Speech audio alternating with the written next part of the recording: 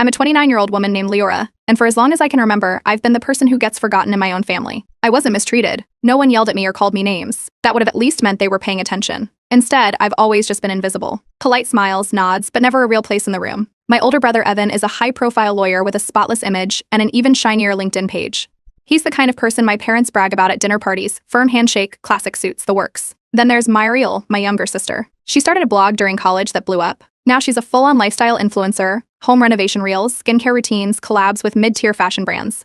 She lives in neutrals and beige, and my parents treat her like a walking PR opportunity. Me? I work in private security, specifically in cybersecurity. Most of my contracts are under NDA. I deal with breaches, stalkers, blackmail, insider threats. It's quiet work, low profile by design. I like it that way. The problem is my family never bothered to learn what I actually do. They know I do something with computers, and that's about it. They've never asked. At every gathering, it was like I wasn't even there. I'd show up, bring something, help clean up, and no one would even notice when I slipped out early. Photos? I was always the one taking them. Group chats? My name would be left out, and if I asked about it, someone would say, "Oh, we thought you were busy." Birthday gifts came labeled Leora and guest, as if the idea of me coming alone was too awkward to acknowledge. I stopped fighting it. I became the ghost at every table. A year ago, I started therapy. I'd gotten so good at disappearing, I wasn't even sure who I was anymore. My therapist helped me trace things back, how being overlooked shaped how I saw myself, how I avoided connection before people could forget me. I made changes, slowly. I stepped back from my family for a while. I didn't attend the last 2 holiday gatherings, skipped a few birthdays. No one called to check in. Then, something happened that should have mattered. I got a national award in my field. One of the top infrastructure firms in the country had been under a quiet, targeted cyber attack. I'd been contracted to investigate it, and I traced it back to a group that had been probing multiple systems at once. I stopped the breach before it got worse, and the firm went public about it. The article ran in local news. A few coworkers reached out. No one in my family said a word. I know they saw it. Mariel's manager actually liked the article on LinkedIn. After that, I let go of trying. I went back to work, kept my circle small, until a wedding invitation showed up. My cousin Isolde was getting married. A big, elegant wedding at a vineyard 3 hours out of town. I almost threw it away, but something about it caught me. It was the first family-wide event I'd been invited to in months. They'd sent it to my actual address, with my name correctly printed. No guest, just me. I stared at that envelope for days. It felt like a test. Not of them, of me. I could go and fade into the wallpaper like I always had, or I could do something else. Something that made sure they'd never forget I was there. That's when I made the call. One of my long-term clients, someone I'd worked with for over 2 years, had become a close friend. He's a known figure in political and cybersecurity circles, someone who's occasionally in the news during high-profile negotiations or international panels. I won't name him here, but let's just say a few people at the wedding would have recognized him immediately. The kind of person who doesn't go anywhere unnoticed. I asked him for a favor, not to make a scene, not to draw attention, just to come with me, as a friend, as backup. He agreed without hesitation. He even arranged for our transport. No flashing lights, no motorcade. Just clean, quiet precision. That's what we both do best. The day of the wedding, I wore a deep green dress with a structured jacket. Hair pulled back, minimal jewelry, simple, but unmistakably deliberate. He met me at my place, shook my hand, and said, "Let's make it memorable." We pulled into the venue right on time. The parking lot was already full. I stepped out of the car, and for once, I didn't feel the need to hang back. I walked beside him, arm in arm, straight through the entrance. We didn't even get past the foyer before I noticed heads turning. My aunt paused mid-sentence. Mariela blinked twice and stiffened, clearly surprised. Evan stood up straighter. No one said a word. That was the first moment in my life where I knew, without anyone having to say it, that they finally saw me. And I hadn't even made it to the reception yet. As soon as Jocks and I stepped into the venue, everything shifted. The chatter didn't stop, but it changed. Words dropped mid-sentence. Heads turned. A few people paused with half-lifted champagne glasses. I didn't break stride. Neither did Jocks. He nodded at a waiter who instinctively stepped aside, and we walked straight through the entrance like we belonged there, which, for once, we absolutely did. The reaction was instant. Mariel stood frozen near the welcome table, holding her phone at an angle like she'd been about to film something. Her expression dropped so quickly it looked like someone had unplugged her. Our Uncle Eldrick nearly spilled his drink, doing a double take. And I hadn't even spoken yet. Jocks greeted a few people near the entrance with polite nods. A woman I vaguely remembered from a cousin's graduation leaned over to whisper in someone else's ear, eyes locked on us. One of the groomsmen stared like he was trying to place Jocks from a headline. Then, the unexpected began. People actually approached me, not Jocks me. They came up with wide eyes, nervous grins, asking how I knew him. One of my father's friends leaned in close and asked if Jock was my partner. Another assumed I must be working security for him and asked if I'd switched careers. I didn't correct anyone. I just smiled and thanked them for coming to say hello. Let them guess. Mariel made her way over before I even reached the main hall. She gave me a quick hug, more of a shoulder press, and looked Jocks up and down like she didn't believe he was real. She tried to act unfazed, but her hand clenched around her clutch just a little too tight. The usual backhanded compliments didn't come. For the first time in my life, she didn't look like she had the upper hand. Then came Evan. He usually barely speaks to me at these things. When he does, it's surface-level questions about how's tech stuff, or still doing your computer work. But this time he walked over with his wife and actually introduced me, like I was someone interesting. He called me his sister, who works in international cyber investigations. That's not exactly what I do, but again, I didn't correct him. The biggest surprise? The bride. Isolde had always treated me like distant background noise, friendly enough, but we never had one-on-one talks. Yet here she was, pulling me aside with both hands and insisting I sit at the immediate family table. I glanced around to see if maybe someone had canceled last minute, but no, there was a place card already printed with my name. When it came time for photos, I was expecting to be asked to take them, like usual, but the photographer actually waved me into the shot. Myriel gave a tight smile and tried to steer the photographer's attention, but Jock stood calmly beside me, smiling like this was all completely normal. More photos followed, family groups, cousins, even a few fun shots where I ended up in the middle. Not on the edge, not half out of frame. Right in the center, Myriel kept hovering. Every conversation I got pulled into, she somehow found a way to drift over and insert herself. I was talking with my cousin Lana and her husband about recent cybersecurity risks with smart homes when Myriel suddenly popped in to share a story about a brand sponsorship she did with a smart lock company. Jax kept handling it beautifully, asking Lana questions, redirecting attention, sliding compliments my way that sounded effortless. He mentioned the award I got without sounding like he was bragging for me. People leaned in when he spoke. Then they looked back at me differently. The toast came next. I didn't expect anything special. But then Isolde, glass raised, voice steady, thanked the people who helped make her wedding day stress-free. She mentioned her planner, her hairstylist, and then paused. And then she thanked me by name for advising her when she had security concerns at the venue 2 weeks ago. It was something I'd done in a 5-minute phone call, but the way she said it made it sound like I'd saved the whole event. A few heads turned again. Evan actually nodded at me. Myriel blinked hard. Later, my aunt, one I hadn't spoken to in maybe 4 years, approached me. She's a small-scale publisher mostly known for cozy fiction. She said she'd had no idea what kind of work I did, and asked if I'd ever considered writing a book. Not a novel, but something about my field, memoir or educational, maybe even consulting with authors. I told her I'd think about it. Again, I didn't get too specific. Let them wonder. Through it all, I didn't gloat. I smiled, answered questions, stayed calm. Jax made sure I was never stuck in a dead-end conversation, never cornered. He even excused us once to get air when someone started asking me questions that felt too close to classified projects. By the end of the night, my phone had more notifications than I'd seen in years. Messages from relatives I hadn't heard from in forever. Some were compliments. Some were awkward check-ins. One cousin apologized for not staying in touch. Another said they were proud of me, asked if I had time for coffee next week. I didn't reply to most of them. Not out of spite. I just wanted to sleep. The next morning, Myriel posted a story on Instagram. It was a blurry video of the wedding hall with text layered over it. Some people can't stand not being the center of attention, even on someone else's big day. 2 days after the wedding, my phone buzzed with a notification I hadn't seen before. I'd been added to a group chat titled Family Updates. The participants list was long: siblings, cousins, aunts, uncles, even a couple of the younger kids who didn't text much but occasionally dropped in emojis. It was the first time I'd been looped into a full family conversation. I hadn't even known the chat existed. The first few messages after I joined were polite. A welcome from the bride, a photo dump from the wedding, someone's blurry shot of the dessert table. Then came a short message from Evan, good to finally have Leora in here. A few thumbs up followed. I sent a quick thanks and kept scrolling. It didn't take long before Myriel made her entrance. She posted a meme. It was an old stock photo of someone holding an umbrella for a celebrity while people ignored the assistant. The caption read, "When you bring a powerful +1 but forget you're still a nobody." The timing wasn't subtle. Some cousins responded with laughing emojis. Others stayed silent.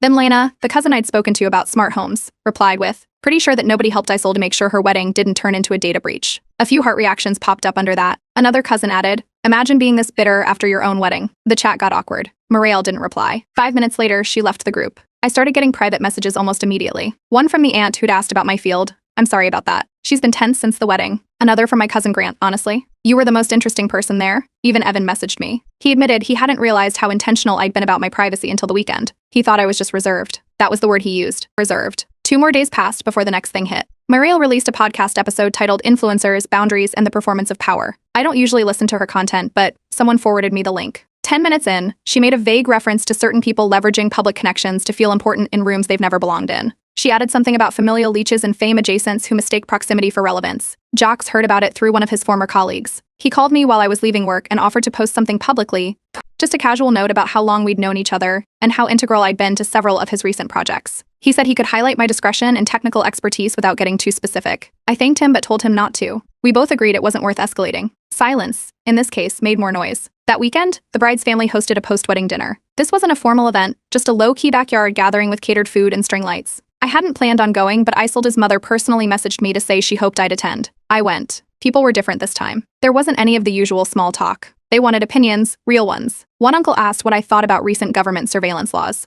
An older cousin asked about VPNs. Even the grandfather, who usually only talked about weather and golf, asked if my field intersected with international crime. I answered only what I was comfortable sharing. No specifics, no classified details. But I didn't deflect either. Jax once told me that controlled transparency is more powerful than silence. I used that approach all night. Myriel showed up late. She wore a wide-brimmed hat and sunglasses even though it was evening. When she greeted me, she tried a different angle, complaining about the pressures of being watched online. She hinted that she understood what it was like to feel picked apart. I nodded and changed the subject. She tried twice more. I stayed polite but didn't engage. Toward the end of the dinner, Isolde's planner approached me about something unexpected. Mariel had given her my contact info and asked if I'd consider consulting on an influencer retreat she was planning in the spring. Apparently, Mariel had told her I was great with safety logistics, likely trying to spin our strained connection into something she could package professionally. I gave a non-committal answer, said I'd have to check my availability. Later that evening, Evan pulled me aside. He didn't waste time. He told me he used to think I was just someone who didn't try, that I was passive, invisible by choice. He admitted he didn't understand that privacy could be power, that staying quiet didn't mean you didn't know what was going on. He called me strategic. I didn't argue. After that dinner, I made some decisions. I stopped letting conversations drag past my comfort zone. If someone asked a favor and I didn't want to do it, I said no. If someone brought up family drama, I stepped away.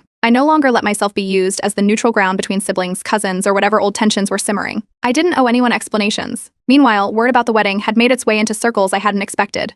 My firm's communications director reached out to let me know I'd been submitted as a potential speaker for an upcoming cybersecurity summit in New York. They wanted someone who could talk about public-private risk management.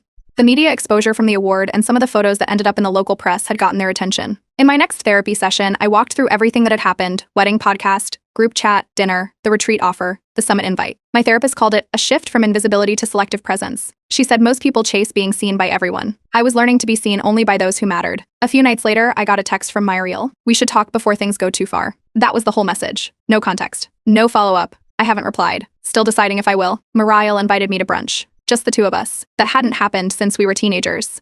The message came through with one of those over-friendly tones that didn't match anything she'd said or done lately. She suggested a trendy rooftop cafe downtown, one of her regular spots that gets tagged in every influencer's photo dump. I showed up on time. She arrived 15 minutes late, wearing oversized sunglasses, a camel trench coat, and designer sneakers that looked like they'd never touched actual pavement. The hostess walked us to a table near the edge of the rooftop, where the skyline was fully visible. I ordered a coffee. She got an oat milk latte with vanilla syrup and started the conversation with comments about the weather and the views. It was all surface talk. Brunch filler. Mariel spoke with a rhythm that felt practiced, like she'd run through this conversation in her head before arriving.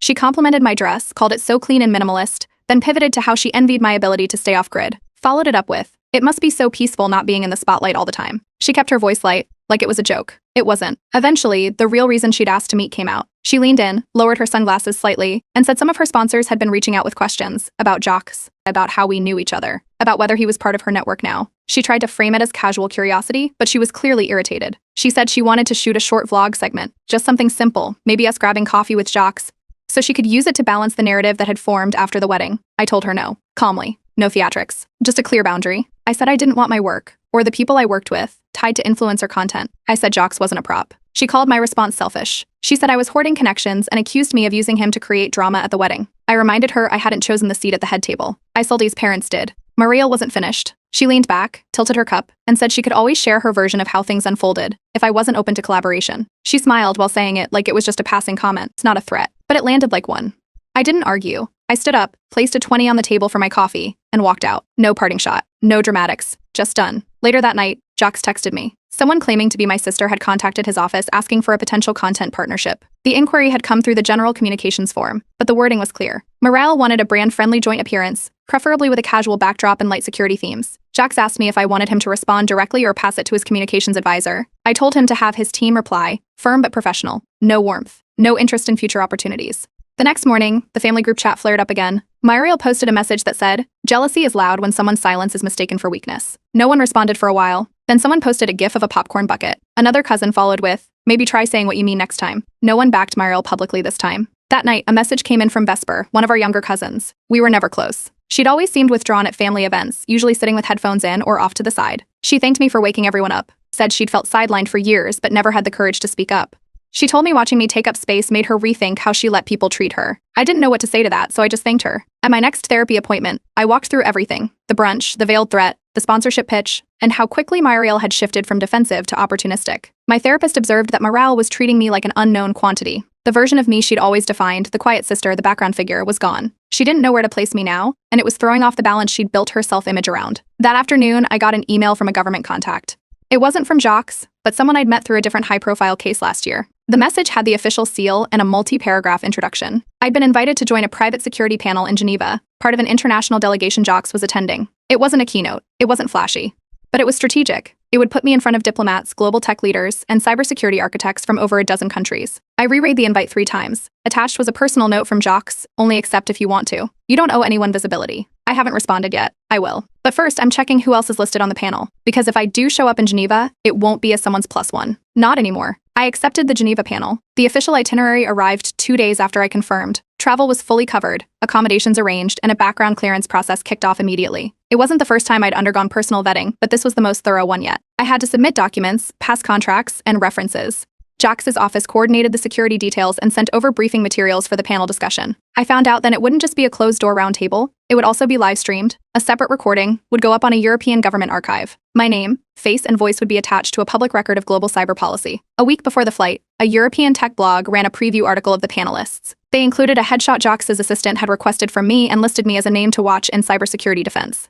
The piece was straightforward, but it got picked up by a few industry aggregators and one academic newsletter. The coverage wasn't huge, but it was public. The article somehow made it into the family group chat. I wasn't the one who shared it. When I checked my phone that afternoon, I had 4 missed calls. One was from my father. He hasn't called me directly in almost a year. I let it go to voicemail. He called again, and this time I picked up. He told me he'd seen the article, and that he was so proud and knew I'd always do something important. I let him talk for a bit before asking what prompted it. He paused, then admitted Myril had shown him the article. Over the next few days, my parents called more than they had in the last 6 months combined. But the calls weren't about me. They were about Jax, about whether I'd be on television, if they could stream the panel, if I was giving a speech. When I told them it was more of a discussion format and not a performance, they still asked if there'd be cameras. Evan messaged me 2 days before the trip. He said his law firm was launching a tech division and asked if I'd be open to advising. He said my name carried weight now and he respected my judgment. It was the most professional message I'd ever received from him. I told him I'd consider it, depending on scope. I didn't commit to anything. When I landed in Geneva, I was picked up by a local delegate driver and escorted to a secure hotel. The lobby was filled with other speakers, diplomats, and security analysts. Each badge was color-coded by role. Mine had the panelist designation in silver. I checked in, received my media packet, and was told to attend a press prep the next morning. On the second night, I got a call from an unknown number. It was Myril. She started the conversation by congratulating me on the panel. Then she said she'd just been contacted about hosting a streamed interview series called Women in Global Innovation. The offer, she said, had come from a media firm that had covered the Geneva summit before. She implied her involvement was probably thanks to proximity, and paused long enough for me to respond. I didn't. I let the silence stretch. Then I told her, "You're welcome to succeed. Just don't step on me to do it." I ended the call without waiting for a reply. The next morning, the panel aired. I sat between a British digital intelligence officer and a delegate from Singapore's Cyber Defense Ministry. Each of us had 8 minutes to speak, followed by moderated questions. I focused on threats to critical infrastructure systems, specifically cross-border vulnerabilities in energy and transit networks. I referenced anonymized case studies and used language cleared by my firm. The clip of my segment was uploaded to a European policy account and then reshared by a major tech page. Within 24 hours, it had been clipped into smaller edits on social media. I received follow-ups from 3 different cybersecurity institutes, 2 university research teams, and 1 North American defense contractor. They asked about collaborations, mentorships, and possible consulting engagements. None of them mentioned Jax. They mentioned me. That evening, Myril posted an Instagram story. It featured a photo of the panelists, myself included, with the caption, "Brilliant and brave. My sister is the real deal." Some followers called it growth. Others commented things like, "Didn't you shade her last month?" or "Too late for the Proud Sister Act." Myril turned off comments a few hours later. I didn't respond publicly. On my flight back, I kept my phone off until I reached the airport terminal. While waiting at baggage claim, someone tapped my shoulder. It was a man I hadn't seen in almost 9 years. He used to run internal security at a mid-sized tech firm where I'd interned during college. He said he'd seen the Geneva clip and had a question. His company had just received government funding to launch a new cybersecurity division, public-facing, high visibility, leadership level.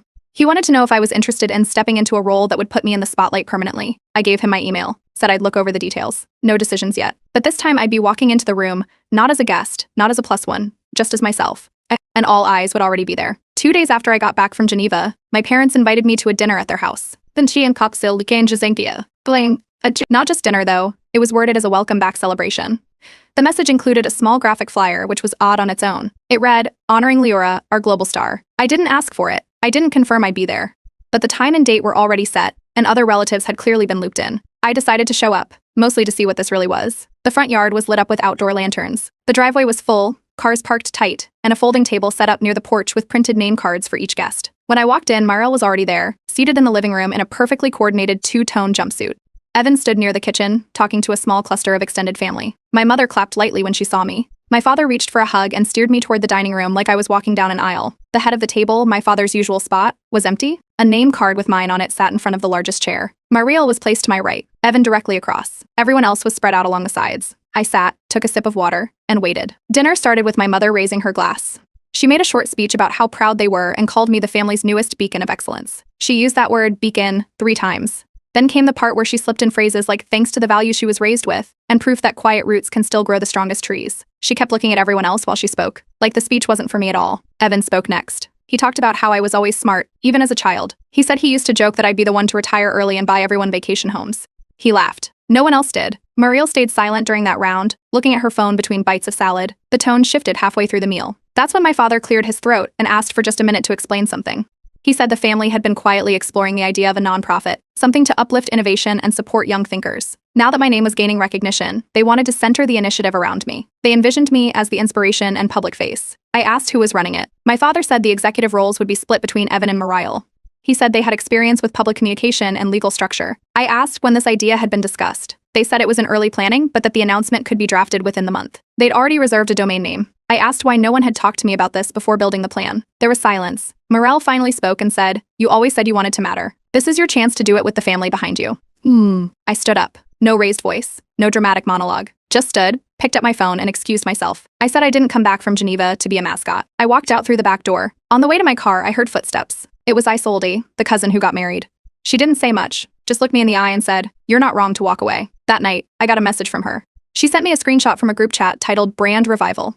The members were my parents, Evan, Muriel, and a few names I didn't recognize, probably friends or marketing contacts. The chat had messages like she doesn't need to do anything, just let us use the Geneva pictures, and her name will make the whole thing credible from launch. There was a mock-up of a press release with my photo at the top, and a placeholder quote beneath it, something I never said. The next morning, I contacted a lawyer who specializes in intellectual property and likeness rights. I explained the situation, showed them the chat screenshot, the graphic flyer, and mentioned the nonprofit structure being discussed. The lawyer was calm and clear. They had no right to use my name, photo, or achievements to promote anything without explicit written consent, especially not in filings, website bios, or marketing drafts. That afternoon, I drafted an email. I kept it simple. I told them I had been made aware of conversations and materials that included my name and image without my permission. I made it clear they were not authorized to use me in connection with any public or private venture, not for press, not for social media, not for branding. I asked for confirmation in writing that they would respect this boundary. No replies so far, just read receipts. I'm not waiting for them to answer. I've already blocked their access, literally and legally.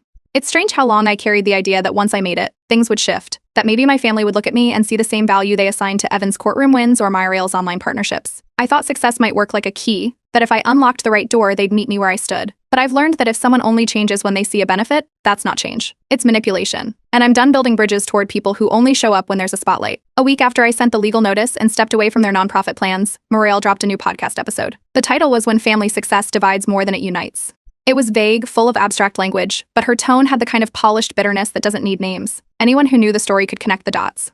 She talked about growing up in the shadow of people who pretended to be private out of modesty, but were actually calculating. She mentioned sisters, who think silence makes them superior and how some people only emerge when there's applause. The comment section told the rest of the story. Some fans took her side. Others didn't hold back. One said, "This sounds like jealousy in real time." Another wrote, "This is what happens when you treat your sister like scenery and forget she's her own story." By the next day, I noticed that some of her older videos had been quietly deleted, ones where she'd referred to herself as the first in the family to break into real media. Her bio shifted too. Less trailblazer, more creative collaborator. The public pivot was obvious. Meanwhile, my father called again. He didn't push this time, just said the foundation idea was on hold for now. Then he tried to slide into a narrative about how he'd always encouraged my focus, how he was the one who told me to pursue something strong and stable. I thanked him for checking in, but didn't give him anything to build on. I'd heard that tone before. It wasn't support. It was positioning. I brought it up during therapy. My therapist called it relief, not resentment. She said I wasn't pushing for a seat at their table anymore because I'd stopped believing the table was where I needed to be. I wasn't angry. I was just done trying to belong in places where I was only ever a utility.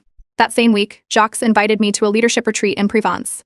It would be small, private discussions and workshops with about 20 professionals across international policy, tech ethics, and digital privacy. He asked if I'd be willing to co-host a segment on ethical boundaries and high-visibility roles. I said yes. A few days after the retreat was announced, Jacques' assistant reached out. Someone applied under a vague alias, but the contact details included Muriel's media agency email, subtle enough to pass casual scrutiny, but not past Jacques' team. She had filled out the application form and even linked a proposal to bridge influencer visibility with tech advocacy. No prior invitation. No message to me. Just an application using a vague alias that couldn't hide the branding tone. I asked Jacques' team to decline it without explanation. Just a polite no. They honored it immediately.